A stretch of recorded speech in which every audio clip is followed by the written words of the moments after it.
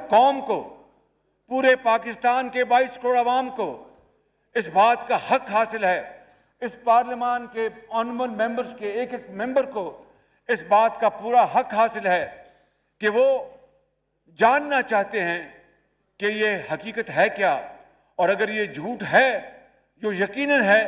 تو پھر اس پارلیمان کے سامنے آنا چاہیے اور پوری دنیا کے سامنے آنا چاہیے تاکہ یہ بحث اور یہ ڈیبیٹ ہمیشہ کے لیے ختم ہو جائے۔ اس لیے میں آج آپ کی توسط سے اس پارلیمان کی خدمت میں یہ عرض کرنا چاہتا ہوں کہ میں بطور منتخب وزیر اعظم کے پارلیمان کی جو سیکیورٹی کمیٹی ہے وہاں پہ ان کیمرہ اس کے اوپر کمیٹی کے آنریبل ممبرز کو پوری بریفنگ دی جائے، جس میں مسلح افواج کے تمام سربراہ موجود ہوں، جس میں ڈی جی ISI ہو، جس میں ہمارے فارن سیکرٹری ہوں، اور جس میں وہ سفیر ہوں جنہوں نے یہ خط لکھا اور اس کے بعد برسلز اس کی ٹرانسفر ہو گئی۔ میں سمجھتا ہوں کہ ہمیں فی الفور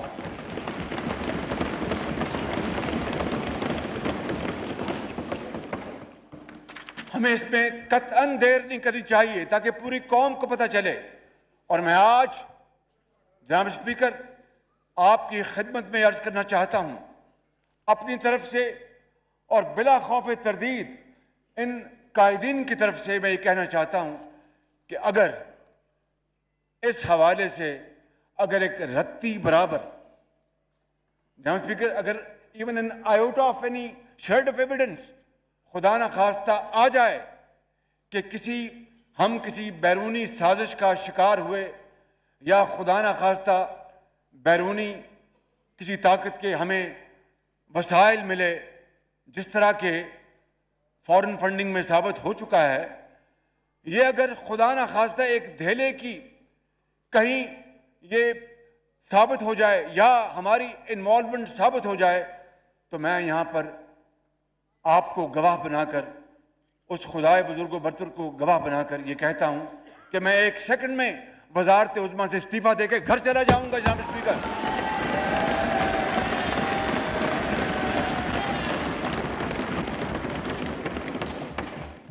اس لیے میں سمجھتا ہوں کہ یہ بحث آج ختم ہو جانی چاہیے۔ میں انشاءاللہ پہلی فرصت میں ان کیمرہ سیشن کا میں انتظام کرا کے جناب کو میں اطلاع کروں گا۔ جناب اسپیکر میں ایک مرتبہ پھر اپنے جملہ قائدین کا میں شکریہ ادا کرتا ہوں، تمام اتحادی پارٹیز کا شکریہ ادا کرتا ہوں، تمام باضمیر ارکان کا شکریہ ادا کرتا ہوں، اور میں اپنے قائد میاں محمد نواز شریف کو سلام پیش کرتا ہوں کہ جنہوں نے اس سارے معاملے میں میری مکمل رہنمائی فرمائی۔ اور جناب اسپیکر بلا شبہ ہمیں اس موقع کے اوپر ہمیں ذرائع ابلاغ، سوشل میڈیا، تمام صحافتی اداروں، تنظیموں، پریس کلبز اور سول سوسائٹی کے ان آئین پرستوں، خوف اور لالچ سے بے نیاز ان افراد کو، ان جماعتوں کو میں سمجھتا ہوں کہ ان کا بھی ہمیں دل کی اتھاہ گہرائیوں سے ان کا شکریہ ادا کرنا چاہیے کہ انہوں نے اس وقت آئین اور قانون کا پورا ساتھ دیا اور یہ جمہوری عمل کو آگے بڑھنے میں پوری مدد کی۔ اس حوالے سے میں سمجھتا ہوں کہ ملک بھر کی وکلا برادری، Pakistan bar council, supreme court bar ایسوسی ایشن سمیت تمام بارز کا ہم دل کی گہرائیوں سے شکریہ ادا کرتے ہیں کہ وہ ہمارے اس بیٹل میں ہراول دستہ تھے اور انہیں ہر جگہ انہوں نے پوری طرح رہنمائی کی، اور جب موقع ملا تو پھر وہ سپریم کورٹ میں آج خود انہوں نے پٹیشن داخل کی، سپریم کورٹ نے خود سو موٹو ایکشن لیا۔ لہٰذا میں پورے ملک میں کہ طول و عرض میں پھیلے ہوئے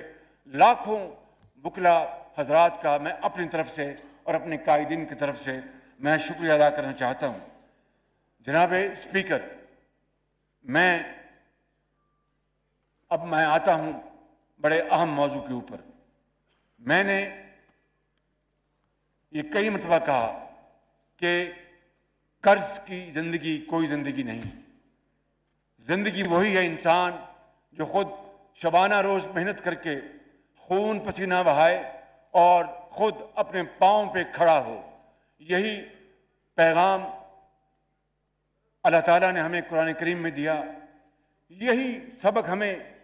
نبی کریم صلی اللہ علیہ وسلم نے اسوہ حسنہ سے ہمیں دیا, اور یہی قائد اور اقبال کا پیغام ہے. اس کے علاوہ کوئی سر اٹھا کے گلیوں اور محلوں میں چل نہیں سکتا. اگر ہم نے زندہ رہنا ہے تو ایک باوقار اور خود مختار قوم کی طرح رہنا ہے. اس کے بغیر ہم اپنا کھویا ہوا مقام حاصل نہیں کر سکتے. جناب اسپیکر, میں نے یہ عرض کرنا ہے کہ بے شک ان 4 سالوں میں یہ تمام ساتھی, یہ زوماں ان کی بیٹیاں, ہماری بہنیں بیٹیاں جو یہاں بیٹھی ہیں, اور یہ سب یہاں پر لوگ جنہوں نے جیلیں اپنا برداشت کی اور جھوٹے مقدمات یعنی چرس اور بھنگ جیسے جھوٹے مقدمات بنائے گئے. بتائیے کیا کوئی سوچ سکتا تھا کہ خداداد ملک پاکستان میں اس طرح کی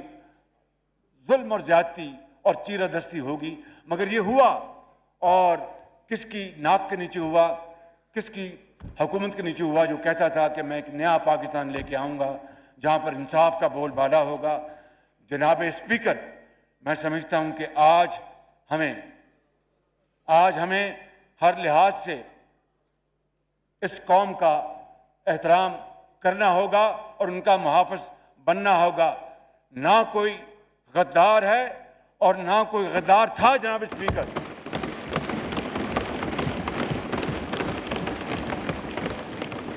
اور میرا ماننا ہے کہ اگر ہم نے اس ملک کی جمہوریت کو آگے بڑھانا ہے, معیشت کو آگے بڑھانا ہے, تو پھر ڈیڈ لاک نہیں ڈائیلاگ سے کام لینا پڑے گا. پھر جناب اسپیکر, زخم کو اوپر مرہم رکھنا پڑے گا. پھر مخاصمت سے نہیں مفاہمت سے کام لینا پڑے گا, پاکستان کے وسیع تر مفاد میں, اور تقسیم نہیں, جو میں سمجھتا ہوں کہ تفہیم سے کام لینا پڑے گا. یہی ابدی پیغام اقبال نے دیا تھا, یہی پیغام حضرت قائد اعظم نے دیا تھا. اور جناب اسپیکر, تبدیلی باتوں سے نہیں آتی. اگر باتوں سے تبدیلی آنی ہوتی تو 4 سال میں تبدیلی کی ہوا ہمیں اس دنیا کے سب سے شاندار ترقی یافتہ ملک میں بدل دیتی. خدا جانے یہ کیسی تبدیلی کی ہوا چلی کہ ہر چیز برباد ہو کے رہ گئی, معیشت تباہ ہو گئی, معاشرہ تباہ ہو گیا, اور معاشرے کے اندر زہر گھول دیا گیا, جس کو میں آپ کو عرض کرتا ہوں جناب اسپیکر, اب سال لگ جائیں گے اس زہر آلودہ پانی کو صاف کرنے کے لیے, کئی سال لگ جائیں گے, اور وہ اس کے بغیر نہیں ہوگا کہ ہم میں آپس میں اتفاق اور اتحاد ہوگا تو ہم دوبارہ اس ملک کو اس کے اصل منزل کی طرف ہم لے کے جائیں گے. وگرنہ میں سمجھتا ہوں کہ پھر مشکلات, مایوسی خدا نخواستہ ہمارا مقدر ہوگی. میں یہاں پر عرض کرنا چاہتا ہوں کہ جناب اسپیکر, ہماری ملکی معیشت اس وقت انتہائی گمبھیر حالات میں ہے, اور یہ اللہ تعالیٰ کا بے پایاں فضل و کرم ہے کہ کل اور آج جو اسٹاک ایکسچینج اور ڈالر کے نیچے جانے میں اور روپے کے اوپر جانے میں اس مالک کا خاص کمال مہربانی ہے, اور یہ اتفاق اور اتحاد ان لیڈرز کا ہے, ان لوگوں کا ہے جنہوں نے آج ڈوبتی ہوئی کشتی کو دوبارہ کھڑا کرنے کے لیے اللہ تعالیٰ نے سہارا دیا ہے. تو میں سمجھتا ہوں کہ اس کے لیے ہمیں انت تک محنت کرنا ہوگی, ہمیں خون پسینہ بہانا ہوگا. یہ میں اپنے چھوٹے بھائی چیئرمین بلاول بھٹو صاحب سے, مولانا اسد صاحب سے, اور جناب خالد صدیقی صاحب سے, اور اپنے بہت محترم بھائی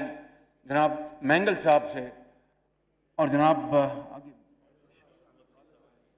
علی نواز شاہ سے, ان سے پہلے کو بیٹھے ہیں, علی نواز شاہ صاحب بیٹھے ہیں, مکشی صاحب بیٹھے ہیں, میرے بھائی حیدر ہوتی صاحب بیٹھے ہیں, اور وہ میرے بھائی داور صاحب بیٹھے ہیں, اور بگٹی صاحب بیٹھے ہیں, اور ان کے ساتھی. میں سمجھتا ہوں کہ یہ میں ان سے گزارش کرتا ہوں, اور بالکل ہم میں اتفاق ہے, اگر ہم نے اس ملک کی ڈوبتی ہوئی کشتی کو بچانا ہے اور دریا کے پار لگانا ہے تو خدا کی قسم اس کے علاوہ کوئی اور نسخہ کارگر نہیں ثابت ہو سکتا ماں سوائے اتحاد اتحاد اتحاد محنت محنت اور محنت کے. اور اس کے لیے ہم سب اللہ تعالیٰ بڑا بول نہ بلوائے, انتہائی عاجزی سے اس کے حضور دعا کرتے ہیں کہ وہ ہمیں ہمت دے کہ ہم کوئی کسر اٹھا نہ رکھیں. اور انشاءاللہ یہ حالت صورتحال بہت خراب ہے, لیکن اس مالک نے چاہا تو انتھک محنت سے یہ صورتحال ضرور بدلے گی. کیوں؟ اس لیے کہ یہ میں سمجھتا ہوں کہ اس میں یہ پیغام پنہا ہے, خوشبوؤں کا ایک نگر آباد ہونا چاہیے,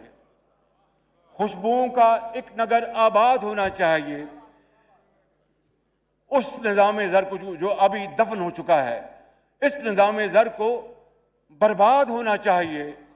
ان اندھیروں میں بھی جو انہوں نے 4 سال میں پیدا کیے ہیں, ان اندھیروں میں بھی منزل تک پہنچ سکتے ہیں ہم. جگنوں کو راستہ تو یاد ہونا چاہیے.